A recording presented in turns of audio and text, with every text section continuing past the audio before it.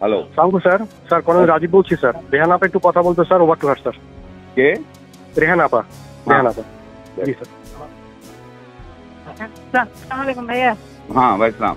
জি, আপনি কই আমি আমার বাসায় থাকেন না? থাকবো না। হ্যাঁ ঠিক আছে। হ্যাঁ, কি আমরা অবস্থা? আমরা অন্য জায়গায় আছি।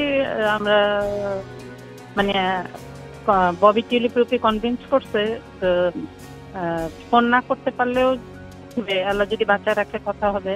তো তোমরা অন্য জায়গায় চলে গেছো, আপাও গেছে। জি ভাই, তো আপনি তো আমি আমরা যদি বাইর হইতে পারি আমরা বের হয়ে যাবো। আনিসুল হককেও বের করে ফেলি সাথে। হ্যাঁ হ্যাঁ, যেটা হয় আপনি ইমিডিয়েটলি ওই যে সায়ান আর জয় যেটা বলছে আপনি ওইটা করেন। ঠিক আছে, এক Okay. সেকেন্ডও দেরি করেন না, কারণ শম্পার বাসায় গেছে, ফটো তুলছে এবং চারিদিকে মানে সাদা ঝোপা পড়া দাঁড়িয়ালা এই আর কি। তো ইউ শুড লিভ মানে যত তাড়াতাড়ি সম্ভব। Okay. আর আমি কনভিন্স করতেছি যে মানে যা যা আসে ওইটা করবো আর কি।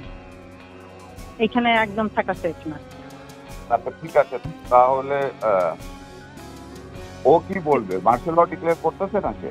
বাক্কা ওইগুলো এখন কাম দিয়েন না। You should leave immediately.